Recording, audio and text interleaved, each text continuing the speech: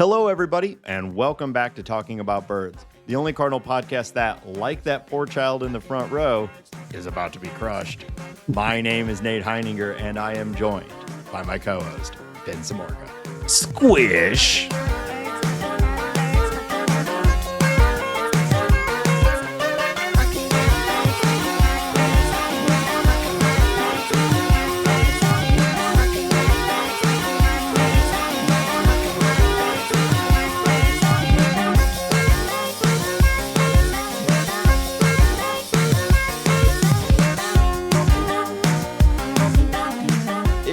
Have an idea for the opening bit, text or leave us a voicemail at 848-48-BIRDS. Hambone, you ever made contact with a player? You've been to a lot of games. Yeah. I know you're front row only. Yeah. you're offer only, front row only. Right. Have you ever been squished? You ever made contact with a player? No, never even brushed up against a player. I mean, maybe unknowingly, walking around in life. But no, and I've definitely never been squished, and I've definitely never had a child of mine, I guess, kind of thrown them to the wolves like that parenting couple decided to do. Got to get out of the way. Oh my God. The father, presumably the dad of that child, just kind of throwing his hands up and backing away. You got to get out of the way. I mean, he's a big guy. I know. So, there was this very famous home run. It might have been a Cardinals player that hit the home run. I can't really remember it off the top of my head right now, but there was a pretty famous home run. It happened a famous clip that was going around years ago of a home run in the Diamondbacks park, Chase Field, dead center. And balls don't get to hit this far. So I think there was a little bit of a surprise element, but there's this clip of this guy and his girlfriend or wife or whatever. They're standing next to each other. Somebody hits, a 450-foot home run, and the lady gets hit in the chest. And in the clip, you just see the boyfriend stepping back with his hands up. And ever since that clip made the rounds, my wife and I have always joked about, I'll never be that guy. I will never be that guy that's on ESPN backing away from a fly ball while my partner gets laid out, crushed. So even if it's me not catching it, if it's just me being in between the ball and her, that's kind of the deal that we've made. So chivalrous you are. Thank you. But modern gentleman. We have not discussed the prospect of a 6'4", 200-something pound third baseman. Lunging at her. So I think we're going to have to kind of litigate this scenario. But I will say that the way that the gentleman handled it the other night was probably not the right way to do it. Probably not. But, I don't know. I've got kids. But I'd like to think, I think everyone likes to think they'd be so fast. You'd get in between and push them out of the way or shield your child or whatever. I think every parent thinks that's what their instinct would be. But when you do have a monster human just sort of falling across your entire section, I don't know. I might squeal and hop away too. I'd certainly like to think I'd dive in front of my kids, but I don't know. So Arenado is listed at 6'2", 215. Me and him are essentially the exact same height and weight. And I don't let you near my children. So you don't. Yeah, if I'm diving at you, running at a good clip, the other thing is being able to predict that is the way in which he's going to finish the play, because that I think is probably the hardest part.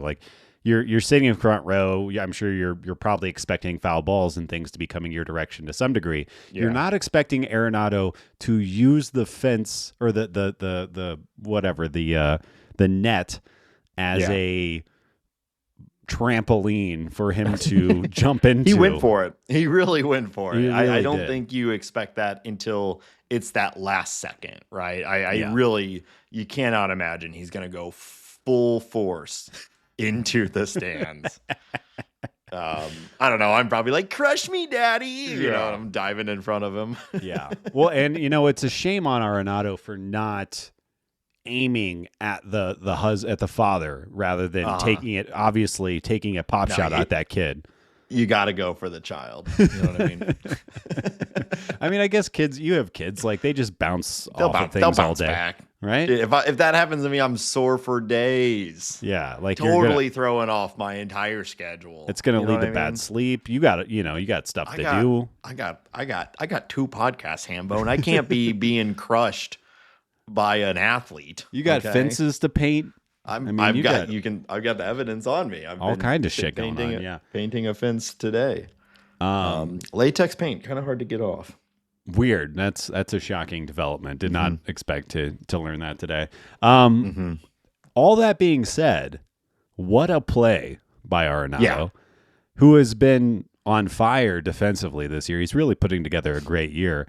But I think that just his kid squishing moment was really just the icing on the cake of what's been like a great month of defense from him. Month plus. He does seem fully back defensively. Offensively, I don't think we're ever gonna get the peak Arenado again. You don't expect that from a 33-year-old, but he's certainly looking a lot better than he did last year and even the year before. So yeah, I mean I think Arenado has definitely not been the problem on the team and has made this team. It's been one of the fun things to watch, which is why we were all pretty happy. We all rode the roller coaster of emotion with Arenado. But we said from the very beginning and feel this way now, especially that like, if he stays on the team, that just means this team is a lot more fun to watch. And I didn't expect it to be including, crushing children into the, grinding them into their seats. But that's fun too. Did you see that picture going around? Like, it must be like a grab from the video. It cannot have be just like a still picture, but it's like, it's down the barrel of his down the barrel, his barrel.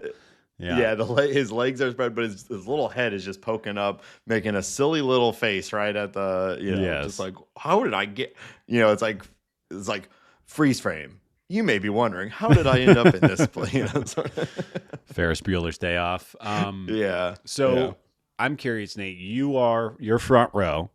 You're there with your family. Of course. Arenado or another Cardinals player squishes one of your lovely children. Are you asking for more than the ball? Are you like, hey, I need a signed bat. I want cleats. I need free seats. I need free nachos. Are you leveraging your daughter's squish for anything? Honestly, knowing myself, probably not. I certainly would be like happy with whatever they get. Maybe if like it's an open sort of thing where they're like, can we get you anything else, sir? I'm probably like, yeah, sure. I'll take a bat or something like that. But I'm probably not like putting the squeeze on them. You know what I mean? Like, hey, that's all I get. Hey, come on. I'm probably not squeezing them for more. That reminds me of I went in high school. I was working for. I don't know if it matters if I say this or not, but I'll just be a little. I'll put a little veil over it. But I was working for a large electronics store, and it was we had a bunch of seasonal employees around the Christmas time. And you get some like pretty wacky people that come in. I'm in high school, so I'm just kind of doing my thing, selling Xboxes or whatever. And this seasonal employee, for whatever reason, he loses his temper on the floor. He doesn't want to do what his boss is asking him. He takes off his like kind of little hip walkie-talkie that you use to like coordinate with customers and stuff on the floor.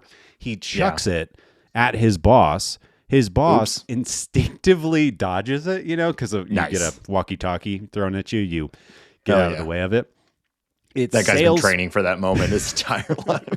He just sits at home and makes his children throw walkie-talkies at him. Yeah. So the walkie-talkie is dodged by the guy who's paying attention to the altercation. It hits a customer, a woman standing behind him in the side of the face. And I believe there may have been blood. At the very least, there was a scream that I remember, for the rest of my life. And rather than... the boss, he immediately went into problem solving mode. And I think that he ended up giving them a free television and surround sound and maybe some more just so that she wouldn't sue.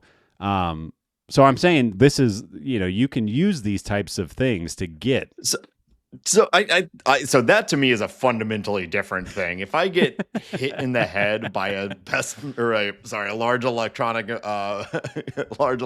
retailer employee, throws and hits me in the head with a walkie-talkie, I mean, I'm maybe squeezing a little bit at that point.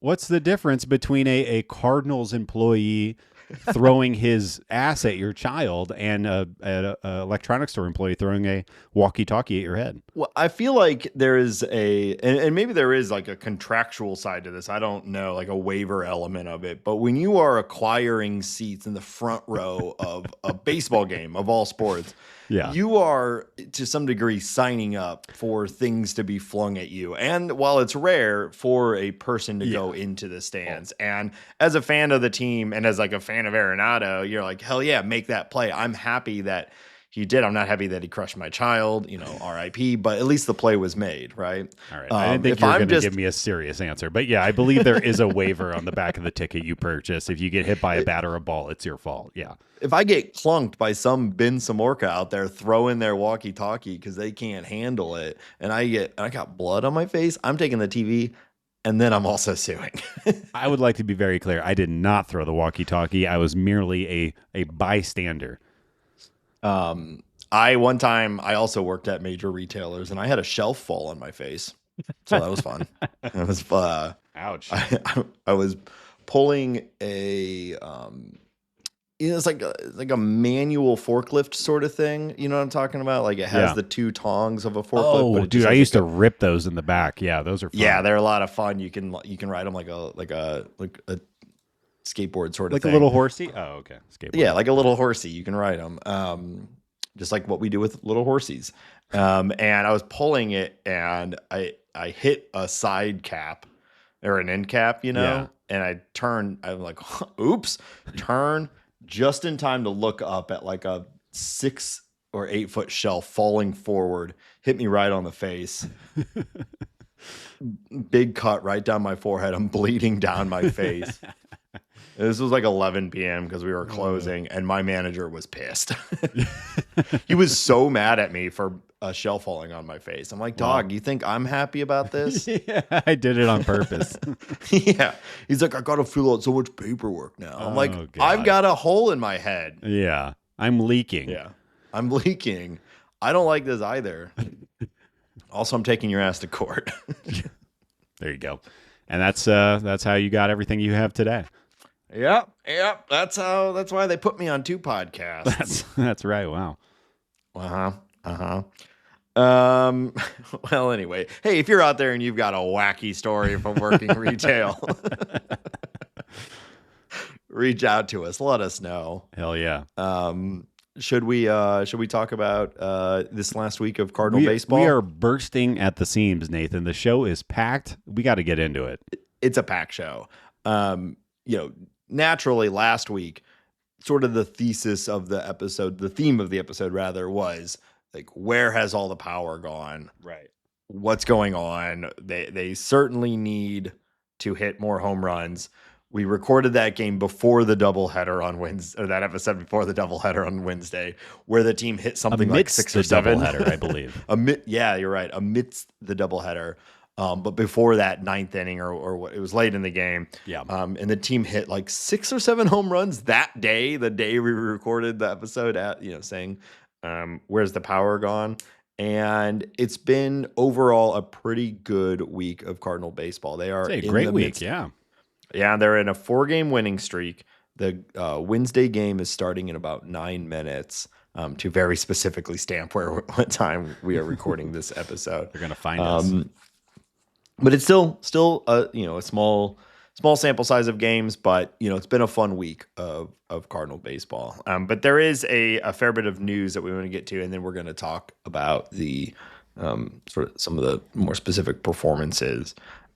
First on the docket, you really did a great job of setting up the episode right there. I can't wait to get into this. Let's crack it open. Wow, pro level stuff here, front row shit.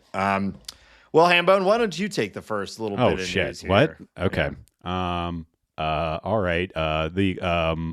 Wow. He's stumbling. All right. The Cardinals have, and Ali Marmol has said that they are going to move the left-hander Steven Matz back to the bullpen after his Dominant performance. Pretty much he hasn't done anything wrong all year. I think I Yeah. was looking at it earlier. He is still yet to give up a homer this year, which, obviously that levy is going to break at some point, but he has been nothing short of awesome.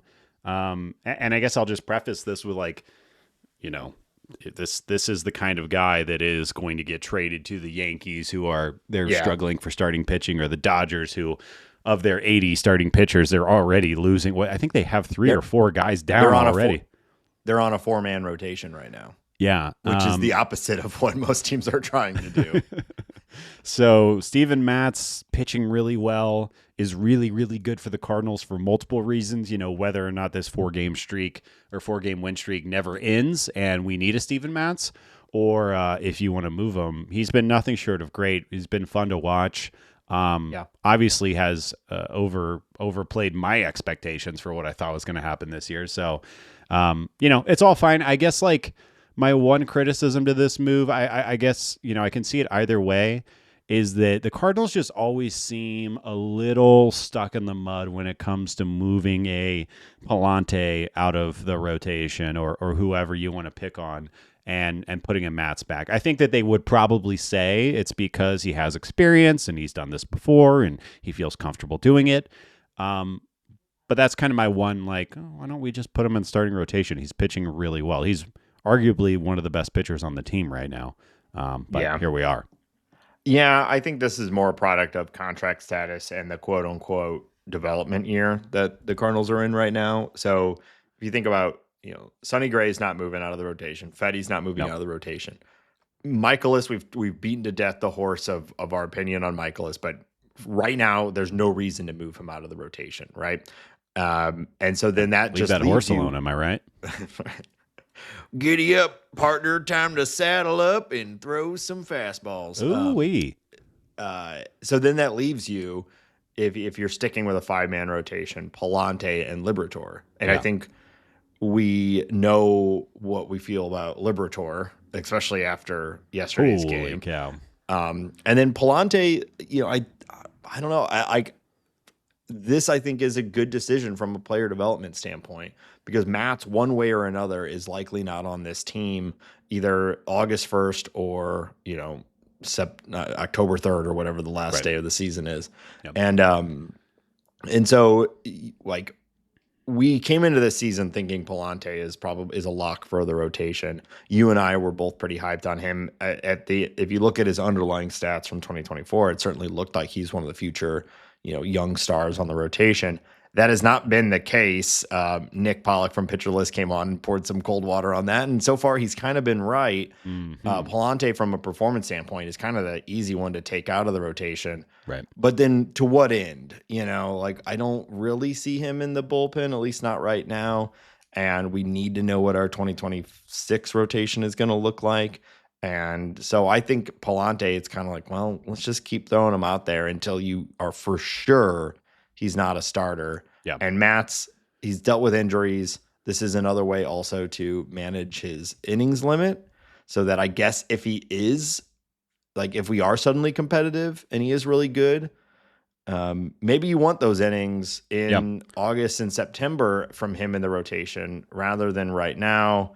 So let's preserve him a little bit. And, so I get what, go on. I'll add to that. I mean, the Cardinals have been piggybacking a lot of their starters recently, and if Palante only goes 2 or 3, you go pull the Matz lever. If a rainout happens and Liberatore it doesn't want to go after the rainout, you bring in Steven Matz. If Miles Michaelis gets shelled, bring in Steven Matz. There's a lot of other use cases here. Yeah, and I kind of wonder, if you are kind of trying to be an effective team and also market Steven Matz to the rest of the league, maybe you're doing both of those at the same time by using him in this fashion. I don't know. I don't know how, I assume most teams are really just looking at the stuff, and they're kind of looking at the results, and they're not really caring so much about the usage, because they'll use that pitcher however they think is the most effective way. So probably as long as he's getting outs and not hurt,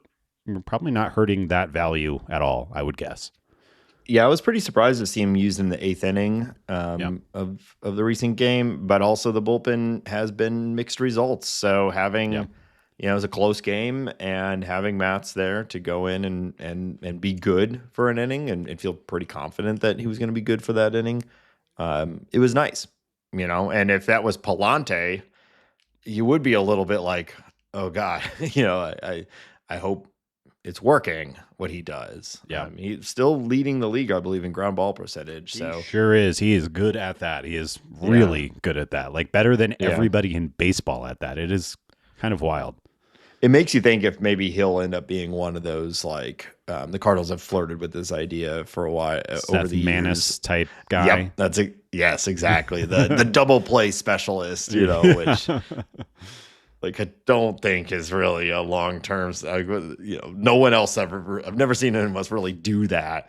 But with such an elite outcome of ground ball percentage, like if there was ever gonna be a guy who's gonna do that sort of thing, it's him. Argument can be made that if you need a ground ball, there is no better pitcher than Andre Palante. Yeah. I wonder, did the three batter rule kill that? Right, because it kind of has to be perfectly lined up now to where you have a guy on first, or I guess any reliever coming in to relieve another reliever. Yeah, you bring in the guy who's the reliever who's coming in and he's loading the bases or giving up hard contact or something like that, and has the double play set up. I still given the option, I would rather take the guy who can strike somebody out over the guy that gives up ground balls. But right, yeah, I mean that can be valuable sometimes. Like we watched Seth Maness make hundreds of thousands of dollars doing that for at least a couple of years. So sure, that's a thing. Yeah. So I think this will all be rotated, and there will. I'm frankly surprised that we're sitting here on May 7th and our aged rotation is still it's still what it was on day one. There's been no real issues. So but something will happen. Someone will be too ineffective, or someone will get hurt, and or we'll just re-enter into a period in the season where a 6-man makes more sense, and Matz will probably be back in the rotation. Right. Well, we had a conclusion to the Ryan Loudis move from last week. The Cardinals acquired everyone's favorite player, cash considerations, is back with the St. Louis Cardinals in exchange for Ryan Loudis with the Dodgers. So, the common joke here will be, can't wait to see Ryan Loudis closing games for the Los Angeles Dodgers this fall in the World Series. I mean, if they didn't have, I mean, the joke's there for a reason. It's because they do it so consistently. Is Ryan Loudis the next guy? Maybe.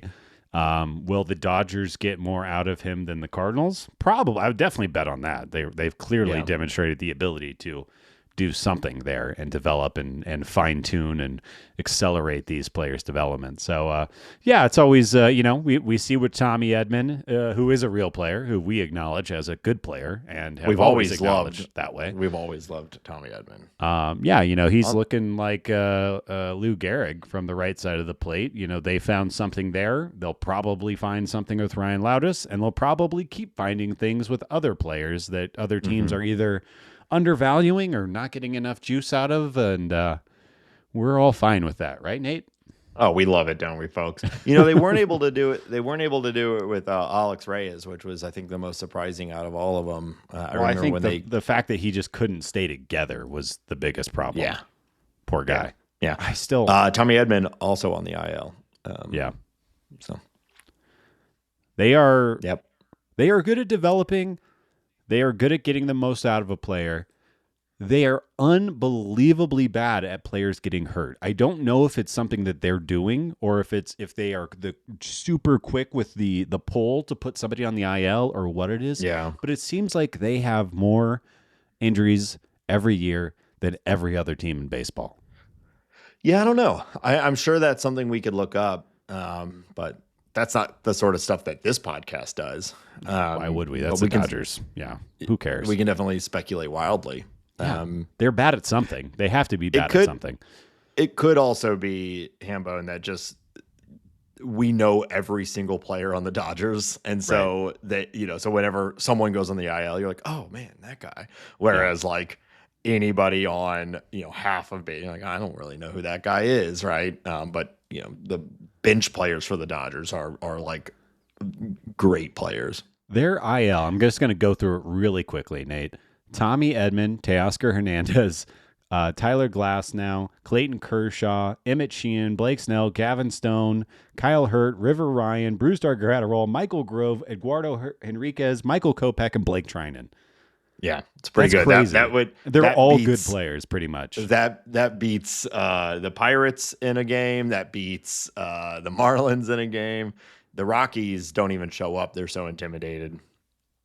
Yeah. Wow. That's crazy. Yeah. All right. Yeah. Anyways, let's talk about the Cardinals a little bit more. The Cardinals have sent Ivan Herrera on a rehab assignment with the Memphis Redbirds. He has played a few games. It looks like he's got 5 games so far. He is crushing the ball. He is hitting .412 batting average with a .647 slug. He's got 1 homer. Can't wait for him to get back. He's got a 183 WRC plus, obviously in limited playing time, but nice to see that he likely hasn't missed a step or is really taken a step back at all.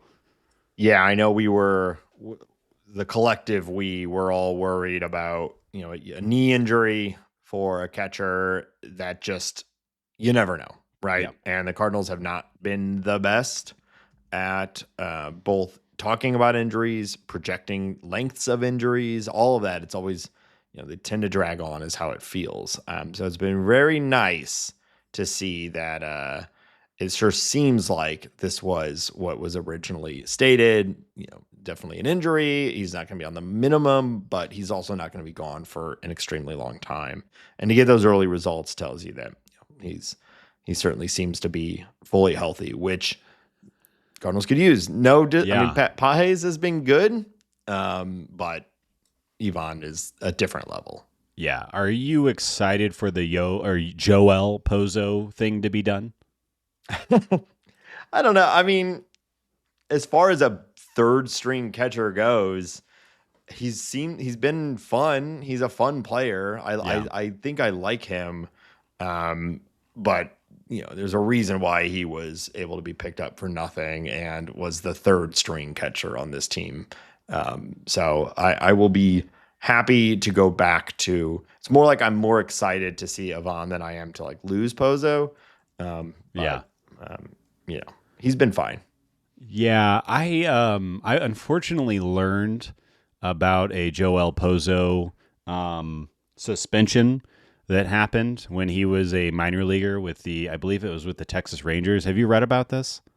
No, I have not. So I'm ready to be. I don't even want to talk about it because it's really bad and unfortunate, and I don't want to bum everybody out. But if you want to go be bummed out, go Google that. But he seems like he was 19. You make mistakes, but I don't know. It unfortunately kind of soured the taste in my mouth a little bit on him. But people can change. He's older now. Life's weird. But we can move on from that topic. Mason Wynn left Sunday night's game early after injuring his ankle. Looks like he is going to avoid the IL. He's actually starting the Wednesday game, which is nice to have him kind of back. So we'll see. He's batting second now. It looks like he's breaking out offensively a little bit. So yes, all really good news. But we got to see a couple of games of our favorite utility player, Jose Barrero, and he looked really good.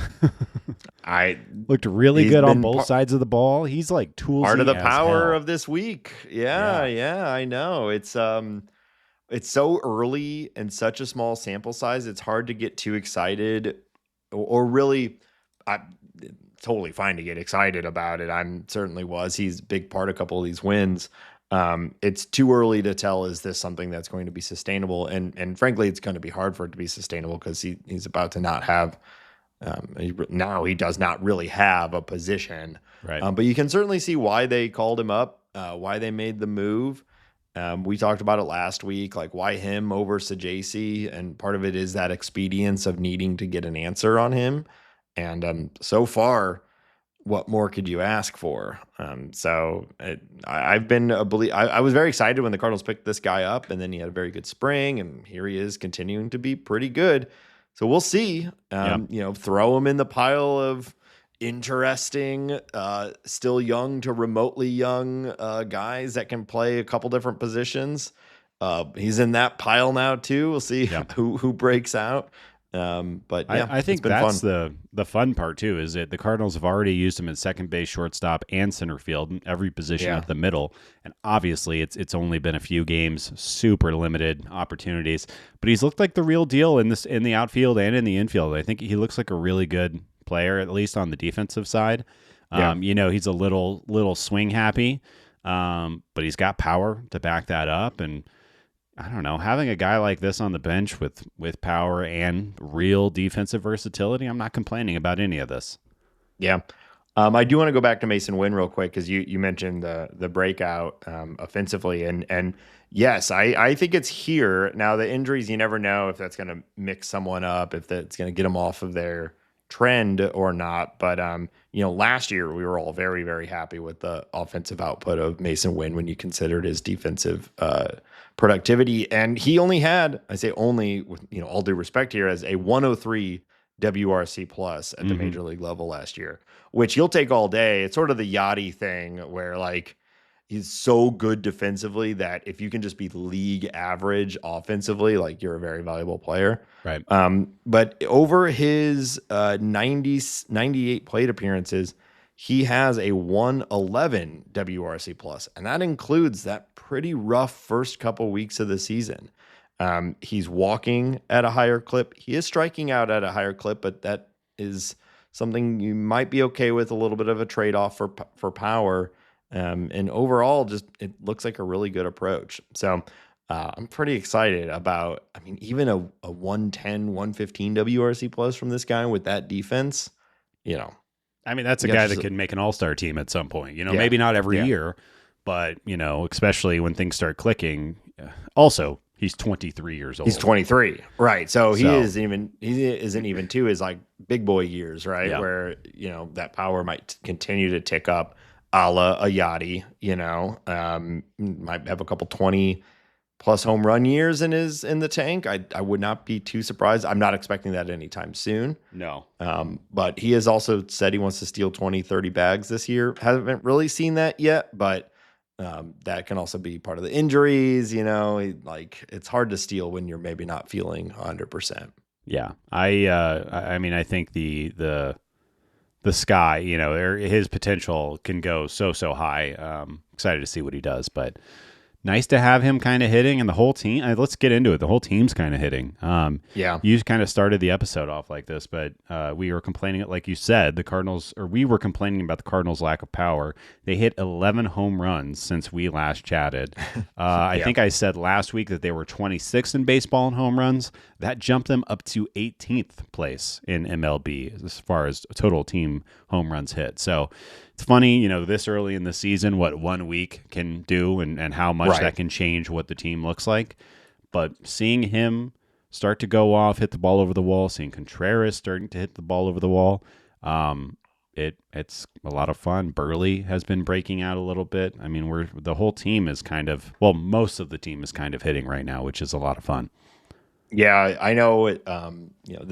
This show has maybe not been the kindest to Burleson's long-term placement on this team, but you can't deny that he's been at the center of this team being pretty good over the last week. The power, he's finally got some barrels. He's got some home runs. Yeah, a couple key hits over the last week.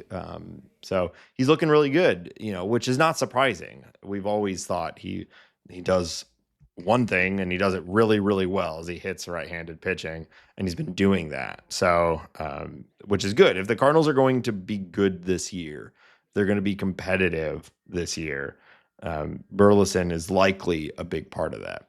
Now, I still will say, like, where does he fit long-term? Is he the right solution for this team, or is him hitting really well going to open the door for a trade for a piece that sort of fits the current puzzle a little bit better? Maybe. But at the end of the day, we're all happy to see him hitting well again. He's as a person on the team, he's one of my favorites. So it's fun to see him doing well again. Yeah, and I mean, he's kind of our primary DH at this point in the season. Yeah. Obviously, he's getting some starts at first base. So if he's not hitting, he's not doing anything for the team. So, yeah, of course, I'm happy to see this, and I'm happy to see his production improve. It does feel like, he could be a Yankee at some point. Feel that kind of move makes a lot of sense. But, yeah, of course, I'm always happy to see one of our players. And also, yeah, I think you're kind of hinting at this, but he's just likable and, I don't know. He's hard not to root for. Well, it's the goofy guy. There's so few goofy guys in baseball. Like Lance Lynn was a goofy guy, right? And we love him for it. The Cardinals attract these serious. We play to win the game. Thank God we're all here. What a blessed day. I'm just trying to support my team, sort of thing. Right. Which sure, great. But we like a goofy guy. It makes what we do a lot more fun to be able to talk about guys that are interesting and not just like drywall. But yeah, rooting for him. I think we also need to note before we keep going is that the Cardinals are tied for third place right now. This is a huge jump. Wow. They've been stuck in fourth place the last few weeks. And as of our recording time, they are tied. The Cardinals and the Reds are both 18 and 19. 4 games back of the Cubbies. And it should be noted that the Cardinals still have a positive run differential, not by much, but their Pythag says that they should actually be 19 and 18. So this team is, again, it's probably a 500 team. Yeah. If things break right, they get lucky. Maybe they're more than that.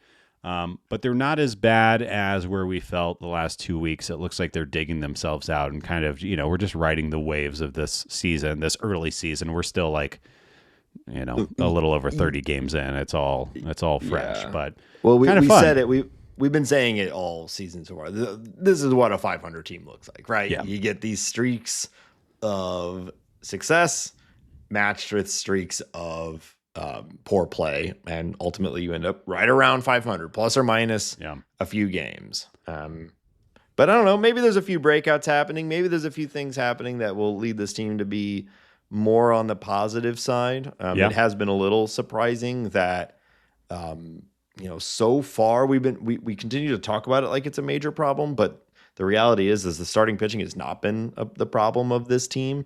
It's kind of been consistency of offense and the bullpen. And the bright side, I guess, is that the offense and the bullpen, at least on paper, were two of the things we were least worried about when it comes to this team being good. And it was the starting pitching that we thought was going to be possibly the, Achilles heel of this team. So the starting rotation being pretty good and some guys like McGreevy up now, like you can kind of see where this could continue to be at least reasonable. And it does seem like it's going to come down to, can the bottom half of the lineup start to put things together? Is a Jordan Walker going to do anything? Is a Gorman going to come back?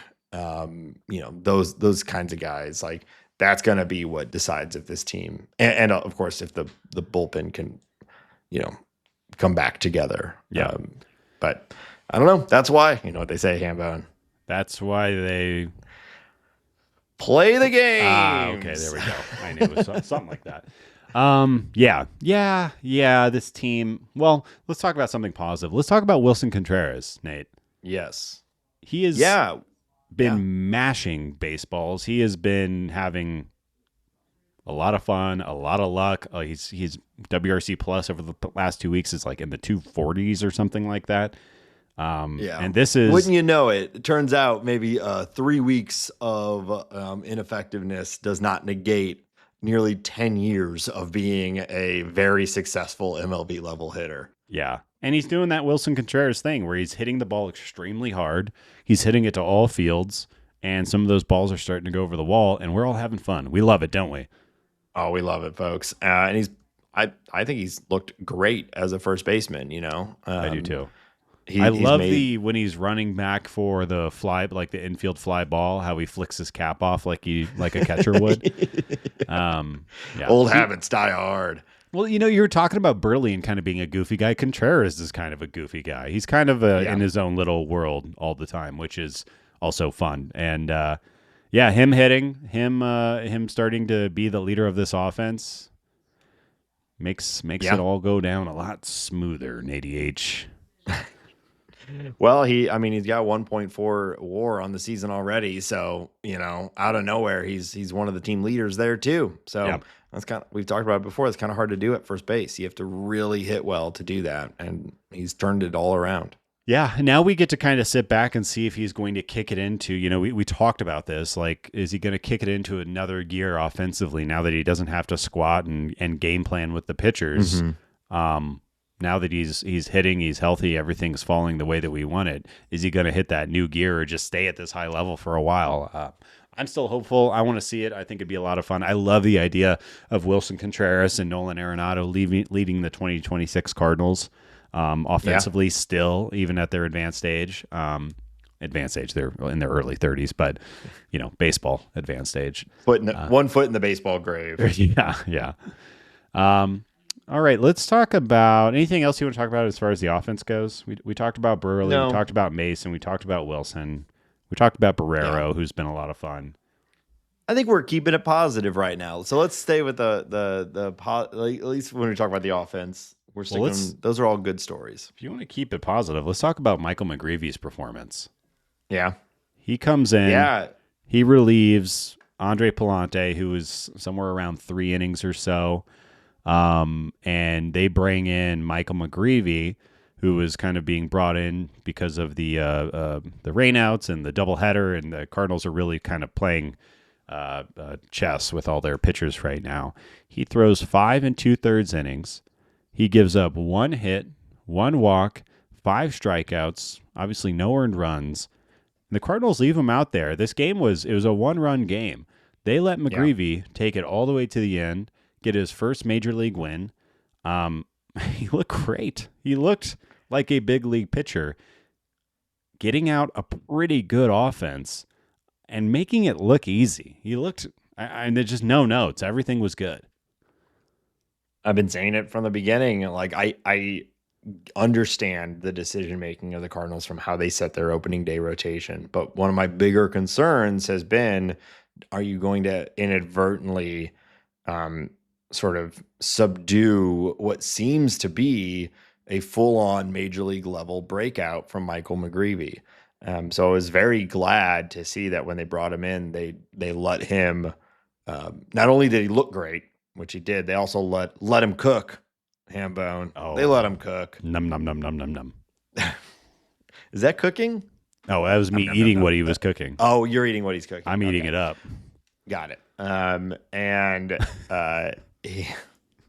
totally reasonable exchange. And he went the full right. He basically was the starter. Yep. He did a starter's workload and he looked great. Got the win.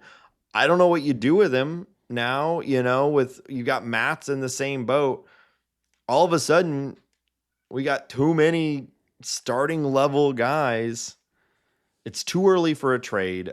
We've talked about trades already, but no one is trading right now. So even if the Cardinals were actively trying to, it's very unlikely anything's going to happen. So I guess you just keep finding these spots. Maybe you're piggybacking McGreevy with Palante every game, where you're just like, Palante will go as long as he can, and Matt and McGreevy, you're cleaning up the rest. I don't know, but he certainly seems ready to be pitching bulk innings at the major league level. Why not go back to the 6-man rotation? Why are we jettisoning that idea already?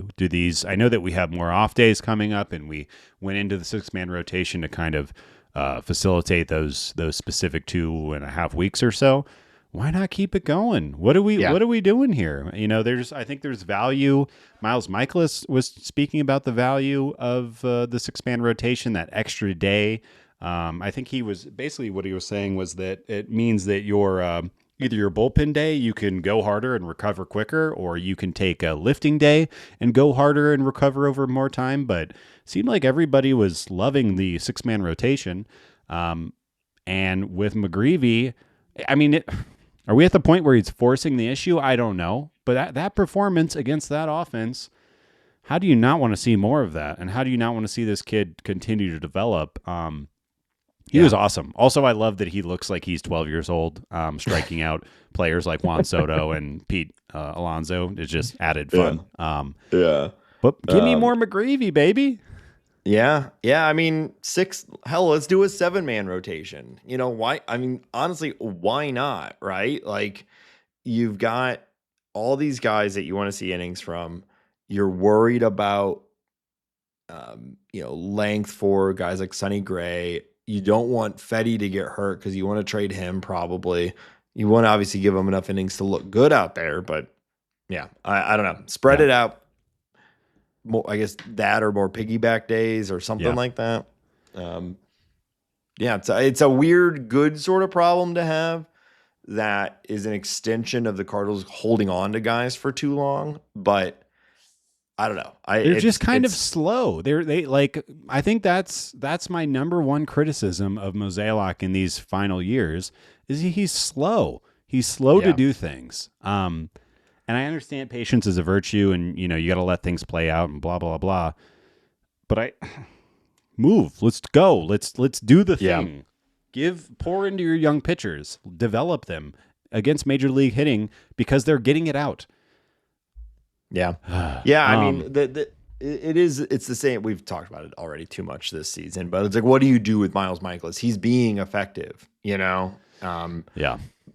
is. So you can't deny it that he's been pretty good. There was that thing going around. I always love it when people do this. It's like, if you take away Miles Michaelis' start against the Red Sox, then he's had a very effective season. It's like, yeah, that's true. Yeah. If you take away the part where he's bad, he's pretty good. Me too, dude. Same. All the crap I've done. Yeah, I look awesome. I'm doing great. Yeah. And I know the argument is it's only one game, right? Yeah. And he's pitched way more than one game, but that's how he also is, essentially directly responsible for a full loss. Right. So, you can't just take away a game from a guy's repertoire, especially when they've only resume when they've only pitched 6 or whatever. Yeah. Well, speaking of, let's take away another guy's game. Graceffo. Let's talk about Gordon Graceffo. If you take away his performance against the Red Sox, where he gave up, I think it was 7 runs in 3 innings. Yeah. He's been great since then. He had that 5-inning appearance against the Reds. Was that last week? And then he is kind of fully transformed into reliever. It looks like the Cardinals are going to use him as a reliever going forward. And while, it's only been 2 appearances and we don't really have enough to talk about seriously right now, he's looked really good. And the stuff is playing up to a degree that I did not expect. I mean, we saw him hit 99. The slider is sitting at 90, 91. I did not expect that from Mr. Graceffo, and I apologize to him for underestimating what he has. Never apologize. That's tight. I that's my new thing. Cool. I'm never sorry. Right. Why you're yelling at me right now? Leave me out of this. Whatever weird shit you're going through. I think we all would love for him to still be on the starter track. But there is that sort of thing of what do the Cardinals need right now? And maybe he can be a very effective bullpen guy for a year or two. And then when things look different, he can get back into the rotation. But right now, when the Cardinals need bullpen, he's a guy, he's young, he looks really good out of the bullpen. Why not? He got the save. That was an interesting sort of choice. Maybe it was maybe a little bit of like, hey, sorry, we left you out to die there in Boston. Here's sort of a high leverage, sort of, defining moment for you to feel like you're a part of the team sort of thing. Or maybe it's just, I think this is when you're talking about that specific outing of him going out and getting a major league save. I think that's what we're talking about when we're saying development year. All right, let's go put Gordon Graceffo in a position he's never been in and against big league hitters, see how he performs. Did great. He looked good. Yeah. I think that's, maybe Gordon Graceffo is a closer at some point. Maybe he's a starter, but you're getting out there and you're seeing what he can do. And I'm all for that. Do more of that, please. Yeah. Yeah. Yeah. He's looked good so far. We'll see. But it's nice to see him out there. It is nice. Speaking of, we just got young pitchers coming out of our ears right now. Matthew Liberatore, we kind of referenced it earlier, just had a dominant 7-inning start against the Pittsburgh Pirates. You know, it should be noted, not the best, most scary offense in baseball, but they're still big league hitters. He is sitting as the 6th best starter in MLB according to Fangraphs WAR right now. He is tied with Yoshinobu Yamamoto, who has had a dominant start. And I just think it's important. I'm just going to keep talking about Liberatore until he gives me a reason not to. But it's important to kind of note how successful he has been in MLB. You know, looking all around baseball, he has been one of the best starters in the game over 41 innings so far this year. Yeah, and 41 innings, it's getting up there, you know. It is. And like you said, sure, it's against a bad team, but anytime you can go out there and throw 7 innings at the major league level, that's success. And yeah, he's kind of doing everything. You know, the strikeout rate isn't enormous, but it's not bad. You know, he has a 3.8% walk rate, which is elite. So how can we be anything other than super excited and starting to pencil this guy in as like, you know, upper middle, maybe top of the rotation. Yeah. You know, going forward. What really got me excited about the game that he pitched against the Pirates, going back and watching the replay and seeing how he was getting guys out, is that his fastball was electric in that start. He noticed that, or Pages noticed that, or whatever. It doesn't matter. They noticed that they were getting swing and misses on that. And if you go back and look at those strikeouts, I would say anecdotally half of them, or maybe more than that, were on that fastball, and he was doing it a little high, a little outside of the zone, and people were flailing at it. You know, obviously looking for the breaking ball or looking for the changeup. And I think that's a huge sign in development for Matthew Liberatore. Hey, this pitch is really working for me today. I'm going to use it. I'm going to make it play up my other pitches, and I'm going to get a bunch of strikeouts on what is my best pitch today. And he's got the potential to have, you know, 3 to 4 plus pitches. And if only one of them is a plus pitch that day, acknowledging that and pitching to that, that is big league shit right there. That is what we need to see. And yeah, I mean, I'm geeked about it. I'm really, really enjoying what he's doing. Well, one last sort of fun note on this too is if you peek under the metrics a little bit, you could argue he's been getting a little unlucky too.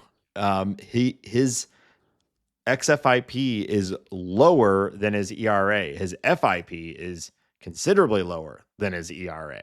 So this isn't a matter of small sample size. He's got a low BABIP, something like we talked about Kyle Leahy, who is still doing it and doing it very well, by the way. But like Liberatore, everything is backing it up. He looks good across the board. And what you're talking about, the mental side of it, the game planning side of it, which you can't really measure, that also looks good. So it just looks by every unit of measurement that we have, it looks like a full-blown big league, major league breakout. And it's exactly what this team needed.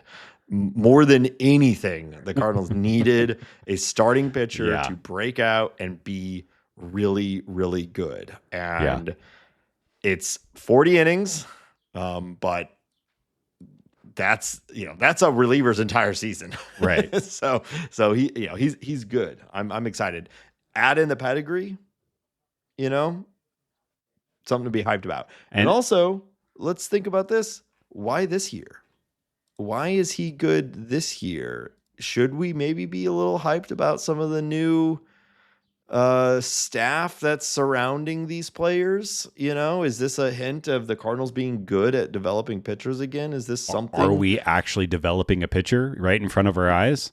Yeah. Is it actually happening, or is it just, what is he now? 26? He's 25 years old. He's 25 and he's just finally hitting that, he made it to the majors at 22 years old. Most people don't. Yeah. And we say it on the show all the time. Of course you want the 22, 23-year-old who comes up and blows everyone away, but most people take a few years. Yeah. maybe that's just what this is, and he's on his own and he's smart and he's capable, or maybe the Cardinals development staff is starting to work. Yeah. And what's also exciting, and I just looked this up because I wanted to be sure, is that the Cardinals have him for, I think it's 5 years after, maybe including this year, but he becomes a free agent in 2030. So Yeah, this is a guy who's here. Mm-hmm. He's going to be here. And, well, I'm just really excited about all that. Yeah, he basically has one big league season of experience so Yeah. far. He's got 220 total innings at the major league level. Of course, 86 of those were last year. Right. So, yeah. Yeah.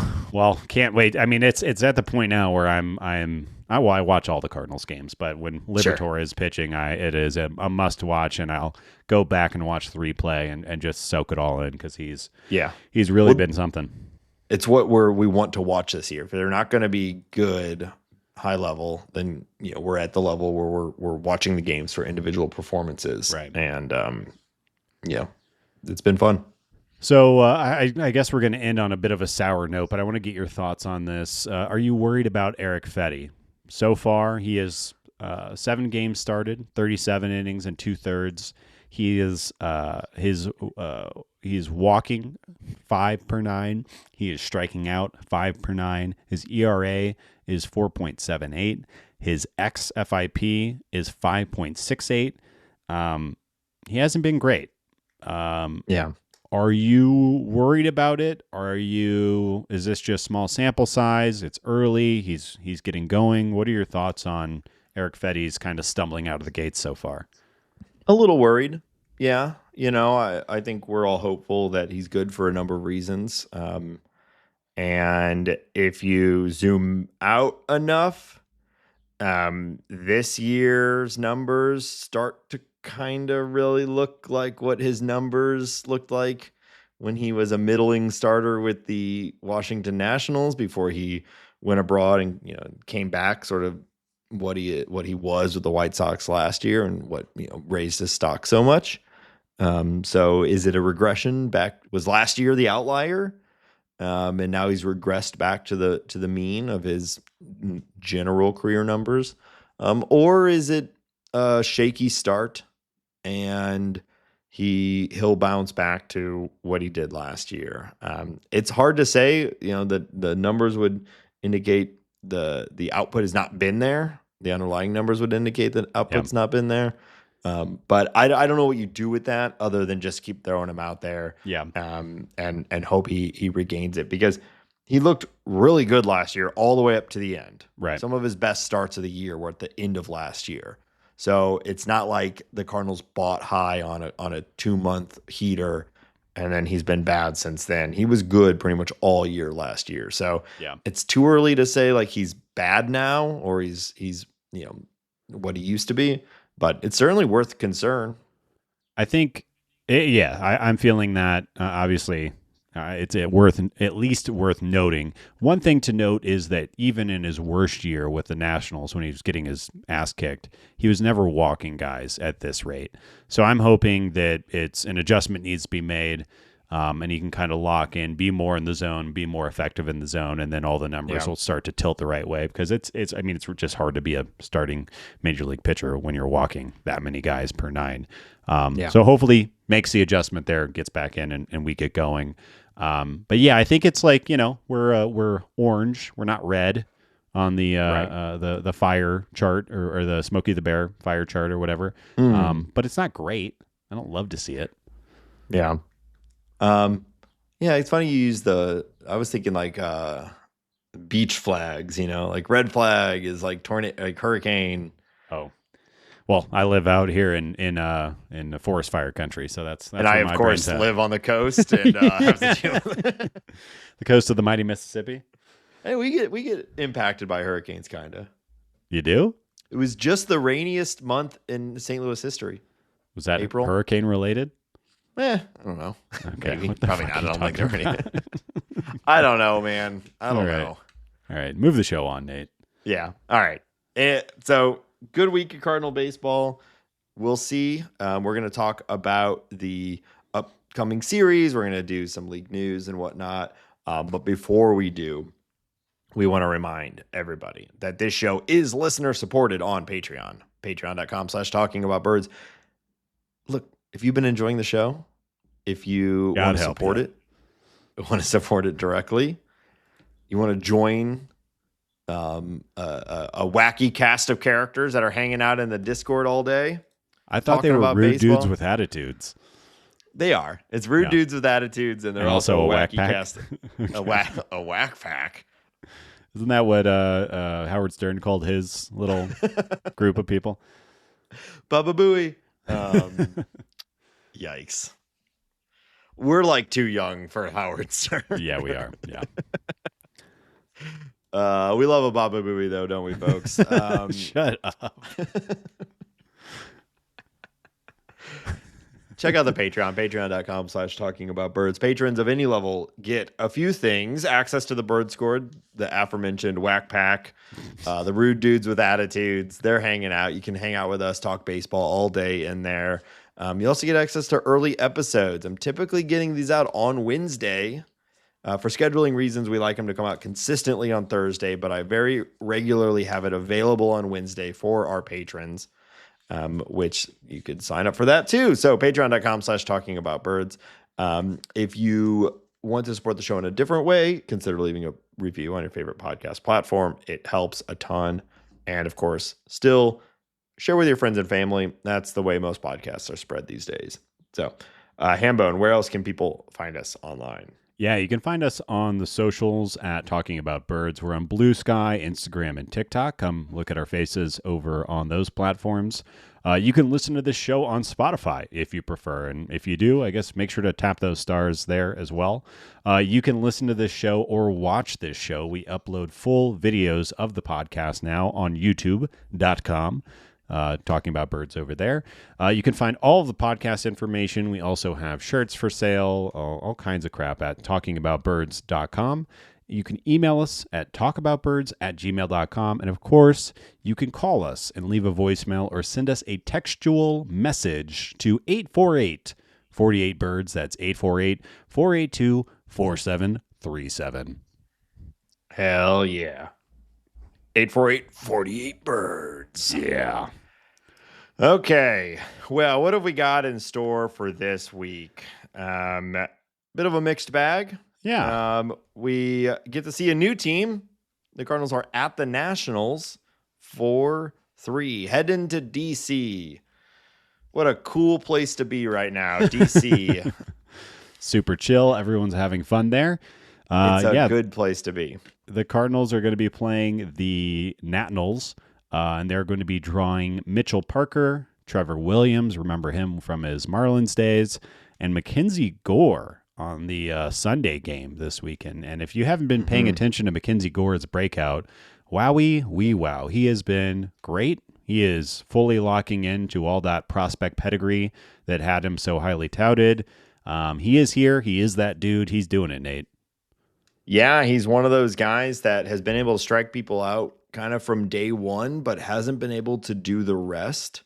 And he's finding that control and looking very good. You know, the Nationals are not really a good team, but they have some of the youngest, most exciting players in baseball on that team. They do. James Wood, also full-on breakout. This guy, I believe, is a future MVP contender. Yeah. Maybe even this year. He's so good. Already at 10 home runs, handful of stolen bases, hitting for average, kind of doing everything. CJ Abrams, you might remember the whole thing last year with being benched and demoted as like a disciplinary thing. You know, if that made you think he maybe isn't that good, you're wrong. He's great. You know, they've got a lot of holes in their lineup still. They got a lot of holes in their rotation. We just heard a couple of them. But the highs are very, very high on this team. Yeah, I was watching a replay of James Wood last night, and I think he hit a 116 mile per hour line drive home run. I mean, the guy's power is, I mean, it might be some of the, you know, under Aaron Judge, some of the best in baseball. It's pretty amazing. I also want to call out that Nathaniel Lowe, who is their first baseman, has had a really nice start to the year. Josh Bell has, power potential, and Dylan Cruz, who hasn't totally gotten going yet, but he is another one of those guys that could be one of the better outfielders and hitters in the game. He's still only 23 years old. If you catch this team on the wrong day, they might pound you. But there's a lot of holes. There's a lot of youth. You expect the Cardinals to go in and kind of, I don't know, take at least, 2 of these 3 games. This is a team that the Cardinals should beat. If they are a good team, then they will beat them. But we don't know what flavor of Cardinals will get this, in this 3-game set. I'll also note that Paul DeYoung, who has been their third baseman, I did not see this, but he is on the IL right now with a fractured nose. So that sucks. Sorry, Paulie. How does that happen? What happened there? What did he get? I don't know. We'll have to look into that. But again, other than that Sunday start against Gore, you really feel like you have an advantage over this team, and hopefully they go in and stomp them a bit. Did you see that? I don't necessarily recommend watching it, but did you see the Tyler Callahan? I have that on the league news. Okay. Don't watch that video. If you have not seen it, avoid that video. Yeah, it was. We'll talk about it in a minute. So after that, the Cardinals. So really quick, I was able to find it. The Nationals Paul DeYoung to undergo surgery on a broken nose after he was hit in the face by a pitch. So that missed my news feed, but. I don't know how you ever play baseball again after getting hit in the face by a pitch. I feel like I'm so terrified of that now. Like, for it to actually happen to you, I feel like I would just be like, all right, I'm good, man. This has been fun, but I'm gonna peace out. Yeah. Like, thanks, y'all. I gotta get face surgery. Yeah, nose surgery. Maybe he'll look beautiful after it, though. Maybe he'll have a perfect little nose. Rhinoplasty. Do it. Do the bit, Nate. All right. The Cardinals will then go to Philadelphia. Citizens Bank Park. That's what they call the bank, where they will draw Christopher Sanchez in Game 1, who, if you remember, he kind of kicked our butts. He had a really nice start. Then the Cardinals will get Jesus Lizard, Jesus Luzardo, and Aaron Nola. The Cardinals obviously had a pretty good time against Nola last time. Jesus Luzardo is putting together a Cy Young type season so far. Yeah. He's looked really good. So, I mean, we've seen this team. They're really good. Schwarber is still Schwarbering. Bryce Harper is getting hot. They're a really good baseball team. They're probably going to make a deep playoff run. So, I don't know what else to say the Cardinals about these guys. did win. The Cardinals won their series against them before. They did. This is harder going to Philly.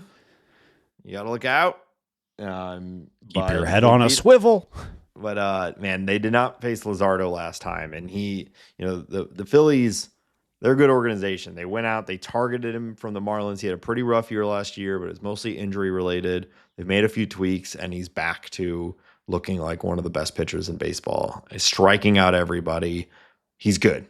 So still only Cardinals 27 years old. It's really annoying that they have him, but it was a good pickup. Yeah. Outside of that, I don't think there's much else to add to the Phillies. We know this team. This team hasn't really changed all that much. They're good.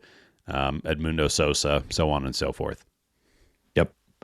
Well, the Cardinals have taken a 2-0 lead against the Pirates. How about that? That's all right. Timely update there. All right, let's check in on some league news. Well, let's talk about, Nate already brought it up, but the Tyler Callahan sold out to make it a spectacular play. So you did watch this replay, Nate? Yeah, so I didn't know that so this is not interesting to anyone, but I have Matt Olson in like a whole bunch of fantasy leagues. So I watch a lot of his at-bats, and I just kind of follow him. I really like him. And it was like, Matt Olson hits an inside the park home run. This guy is fast. How does he do that? Not. Yeah, so I wanted to watch it. I didn't know. It was like in the moment. I watched the replay. Well, I think that replay should be titled differently, I think, for us people who don't want to see things like this. Yeah. And some controversy on the call, too. I was interested on your take if you saw this, because Callahan full send, makes a catch, slams into the wall, drops the ball because he fully fractured his wrist on the wall. It's horrible. Yeah. And they called it not a catch, drop ball, in play, and basically Matt Olson trots around. He stops running hard at like third base because, Callahan's rolling around on the ground, and it's just one of those things. You're like not going to celebrate. I mean, run it. His arm was floppy. That's his how arm's bad it going was. no way. You don't want your arm to be going. It was really bad. Yeah. And I kind of thought it was a catch. I thought it was a catch too. It seemed like he had it, and then once he was like, "Okay, it's good. I'm gonna drop everything because my entire body is in emergency mode." But they called it just a full on inside the park home run for Matt Olson, which of course I liked as a fantasy owner of Matt Olson. But I was like, that's a bit of a cheapie. But you got to feel for the kid though. Just called up, It was his third big league game, I think. Yeah. Put in the effort, and he has paid for it. I mean, that's season ending likely, and hopefully they're not saying only career 2 ending. months. I just can't believe, well, I guess people come back from wrist injuries sometimes quicker than you would expect, but they often have long tails. Yeah. Right. There's so much of hitting a ball is in your wrist. And so we'll see if he can recover. I hope he does. Certainly, was doing his job. But man, it was brutal. Yeah. And, it's also, he's like not a highly touted prospect. He's 25 years old. He was mashing in AAA, gets his opportunity, and then to see it kind of, turn out that way, it's just a huge bummer. So I hope he gets healthy and comes back soon. But I agree with you. I think it was a catch. And I think, man, it's just, this is a freak accident. This doesn't happen very often. But what a dark way to score. I don't know what else you do, right? You keep rounding the bases. It's still a competition, and you do what you got to do. But just like, it's not Olson's fault. Yeah. The image of Olson rounding third and Callahan in the outfield there, just like trying to hold his arm together. Yeah. Oh God, dark. He should have dove into the stands and crushed a child. Like a real major league level player. Softer landing. I think a child rather than a concrete wall. Anyways, there's a couple other injuries I wanted to talk about. Angels placed Mike Trout on the 10-day IL, which, I don't know, Nate. I just want to see 130 games of Mike Trout. I think we're at the point where, even though, I don't know if you saw this, but it happened while running the bases, so maybe DHing wouldn't have saved this problem. But I think we need to put him in a plastic box, let him DH, and that's it. I just want more Mike Trout. And I fear that we're at the point where it's just never going to happen again. It is so consistent. Him getting injured, his injuries always take longer. Him coming back this year is still questionable. It's just a bummer. I hate seeing it. People have made comparisons to King Griffey Jr., which I think is interesting. Yeah. Mike Trout was on pace to be possibly the greatest hitter of all time. And injuries have stopped that. He plays enough to continue to accrue some counting stats. He's obviously first ballot Hall of Fame, inner circle level shit. But it seems like we're never going to get the full season that we want. And I wonder at what point does he start to consider, you see these guys, sometimes some of the best of all time start to get injuries, and they're just like, all right, I'm done. I'm 34, I'm 35, I'm just going to retire. It's not really worth it for me anymore. What else do we need to see from Mike Trout? What else does he want to continue? It's a very personal decision. Who knows? I don't want to say one way or what he should do, but you start to think, is that going to be the sort of thing that he does? And I'm sure Mike Trout would never say this out loud, but I do wonder if he thinks about the idea of all right, this team is in last place. It's 6.5 games back in the West. The West is okay. We're always going to be in last place. How much am I going to go through for a team that is just seemingly never going to be in the playoffs, and there's not a pathway that a reasonable baseball fan could see for them being successful? I wonder if that is, in the back of his mind as well. Well, I wonder too if he makes one more. I could see let's finally be the guy who demands a trade. Yeah. and let's give it one go with a legitimate organization Yeah. that, I mean, we don't know anything about behind the scenes stuff here. Maybe they also have a shit medical team and just Yeah. cannot set him up for success, and a team that is good, could manage him in a way that would allow him to be productive for a full season. It certainly seems to start at DH. Like he just needs a DH and then go from there. I think it is plausible. You're not making that big of a leap to say that the Angels might not have the best medical staff in baseball, because they seemingly don't have the best of anything in baseball, other than Mike Trout, who is one of the best. But sad to see Trout go down. We also have Tristan Casas, who you and I talked about a lot in the early or before the season started. Looks like he is going to miss the entirety of the season due to knee surgery. Big guy, twerking on that knee. He had a thing with his rib last year. If you remember, he missed a ton of time. Yeah. Just another one of those guys that you'd love to see him get 150 games played, but it's not going to happen. And it kind of causes an interesting situation with the Red Sox. Some people have been saying that Trevor Story should move to first base, which I find puzzling.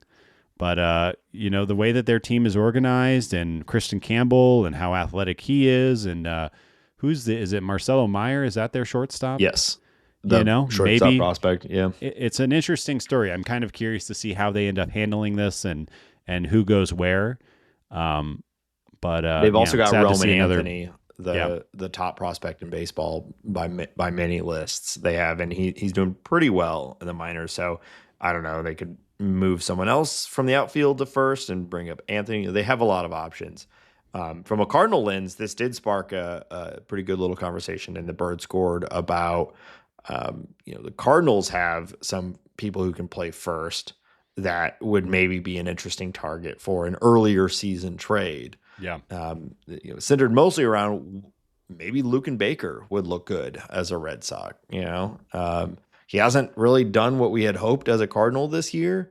But it's still very small sample size. And the idea of they got a pretty good offense. He doesn't need to go in and be the center of it. He doesn't have to be the cleanup hitter or whatever, like the Cardinals keep putting him. They can slot him down. He is. Yeah. Yeah. And, if it doesn't work, they've got Casas coming back next year. They do have other options, but maybe it's worth a flyer and trading for Baker or even Burleson, it's an interesting opening there.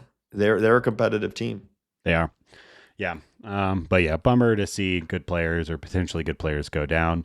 I don't think we talked about this last week, and I can't remember the day that this happened, but I'm sure everybody who's paying attention to baseball saw the story of the kid, last name Markwood, who fell at the Pirates-Cubs game, who fell off the 21-foot stands out there in right field.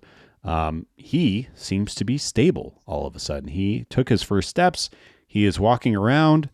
I don't know if you saw this fall, another piece of morbid internet video. I would avoid this one as well. But just the fact that he is moving is great news. And that, I don't know, that's one of the scarier things I've seen online in quite a while. So this one I did not watch because I am definitely not one of those type of people who seek out watching horrible shit on the internet. Yeah. For my entire, even back in the day when like rotten.com and all that was don't invoke. Yeah. I don't. Yeah. Was really big. Like I've always been like, I don't want to watch that. I don't need to watch that. Like I don't need to see. And so when I see like these headlines of like exactly what this is, and until very recently, we kind of all thought he was either had died or was going to die from it. I was like, I don't need to see this. I don't want to. So I've not watched it and I don't intend to. But I've certainly read about it and I'm very glad that he seems to be okay. Sounds like a freak accident. It sparked a lot of conversation about alcohol at the ballpark. He's under 21 and he had a few beers. By all accounts, he was not hammered. It just seems like it was just I don't fully understand how this could even happen, but it certainly doesn't seem like it was like a dude on a rager who like completely lost all sense of self and just fell. But it was probably involved to some degree and he's under 21. So there's some question about liability there and whatnot, but I don't know what I don't know what a stadium does, how you can really manage that, But you got people falling in, you got players falling out. Makes me wonder if the league is going to start moving towards more netting and things like that to prevent any and all like direct. We got the guy who tried to grab Mookie Betts. We've like there's I don't maybe it's just random actions group randomly or whatever. Seems like there's been a little bit more of it recently. Definitely headlined by this guy falling. Yeah. I'd like to think that that's not necessary, and then just basic human preservation, self-preservation will kind of take over here. And yeah. I mean, if you think about it, every single day, there are thousands of fans lining very high walls at baseball games. And I don't know I'm sure this has happened before. I don't know of one off the top of my head. So certainly it seems very rare. Somebody fell into the net behind home plate at a ballpark a couple of years ago, but the net caught them and they didn't fall. What if you fell off the Green Monster? Well, there's of course the one Josh Hamilton, like 15 years ago, but that was in the fell from the upper deck to the lower deck, so that was just in the stadium. Yeah. Woof. But yeah. Just be safe, people. Let's end. Hey, here at Talking About Birds, we think you should be safe. I know that you don't have any empathetic bones in your body, so sorry for trying to just move on from that topic. No, I think we're always looking for. Shut up, Nate. We're always looking for a new motto for the show. I think that's it. Be safe. Just shut up. Here at Talking About Birds, we care. You know what? We do care. We do care. Be safe. And if you need somebody to care for you, or if you need help, you can always give us a call at 848-48-BIRDS, and we'll listen. That's right. Be safe. Be safe. Wow. Let's end league news on a totally different note. I thought it was time to check in on this. Paul Goldschmidt, Yankees first baseman. He's playing mostly every day. He has a 156 WRC plus right now. I definitely don't feel any way about that. I definitely didn't call that this was going to happen. I didn't see this from a mile away. I don't feel bad about it. I'm pretty sure we said, I bet there's an episode around this time last year where we were saying Paul Goldschmidt's going to be a fantastic Yankee. I think we've been calling this for over a year that this is exactly what's going to happen. And not surprised at all. No, it's a hitter's park. He's buried in a lineup of, Aaron Judge and others, the rest. He's good. I'm not surprised at all. We'll see if he keeps it up.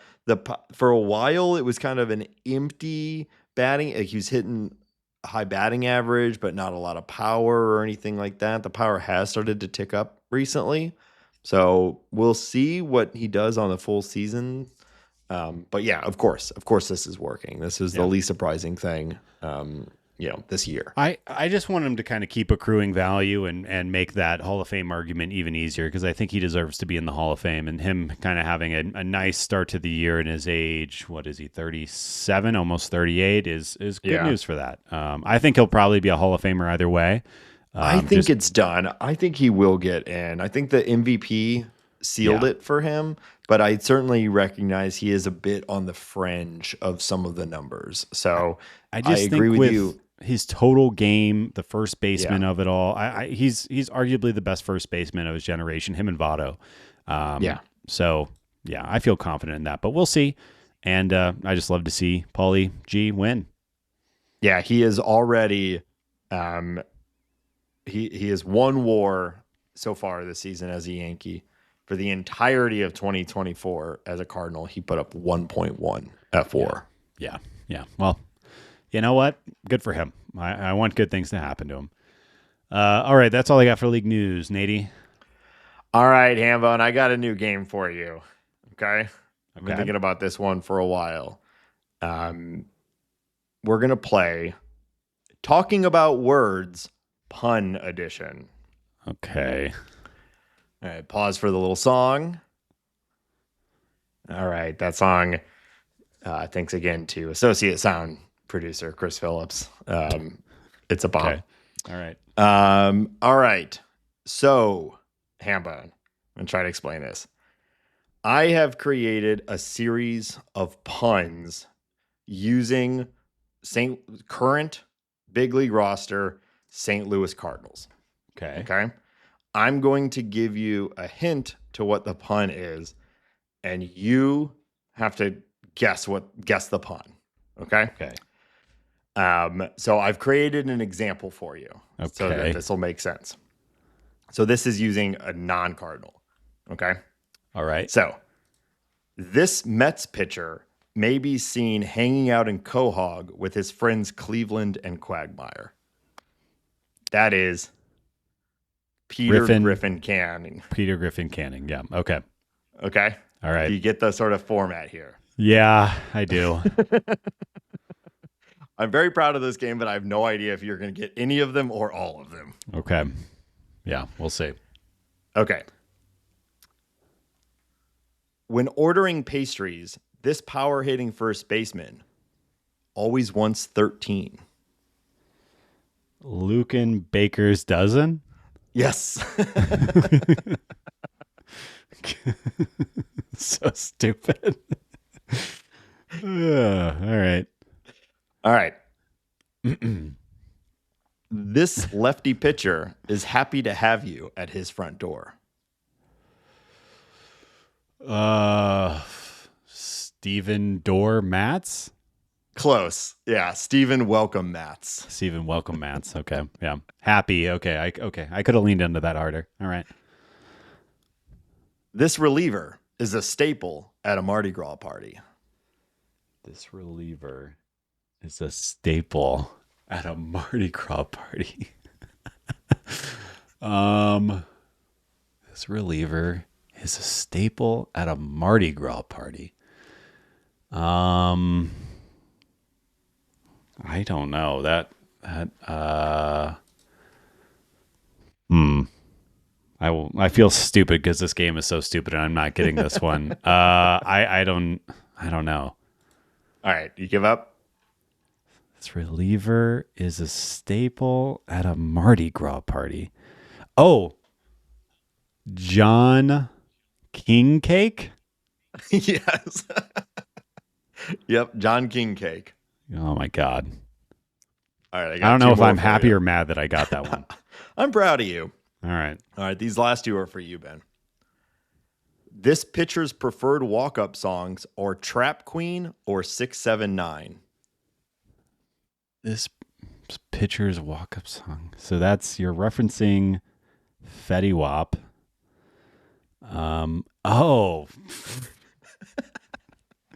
Erick Fedde Wap? Yes. That was actually the inspiration for this game. Was I've had Erick Fedde Wap in my head for like I don't know, a year and a half now, and so like, all right, I got to make a game out of this. All right, one last one for you. Like this shortstop feeling a ground ball, DJ Khaled didn't miss with this track.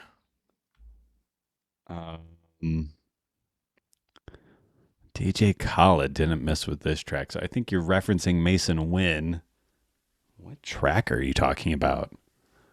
DJ Khaled, Mason Wynn.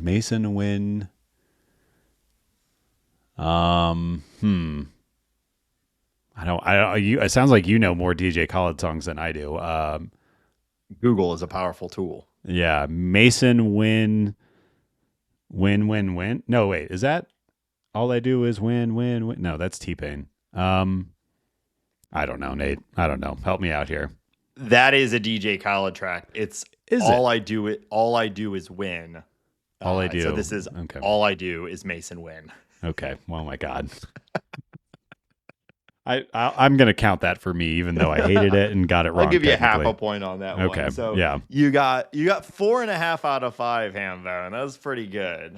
I couldn't tell if you're going to get 0. I tried to make them kind of clear for you by giving you like what type of player they are. Yeah. So maybe if I do this again, I'll make it a little bit more obscure. And let's hope that happens.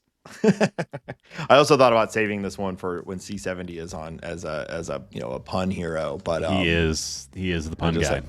I just had to get this out. So, all right, well, congrats, Hambone. That was Talking About Words Pun Edition. Wow. And that's going to do it for this week's episode of Talking About Birds. Thank you all again for checking it out. Links to our socials, our Patreon, all of that, everything can be found at talkingaboutbirds.com. We just renewed that domain for a couple years. So until some bird watching community comes and buys it out from us, we're going to have it. Talkingaboutbirds.com. Check it out.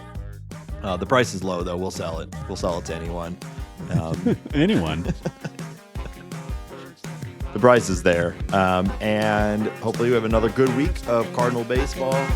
And until next week, go Cardinals. Let's go Birds.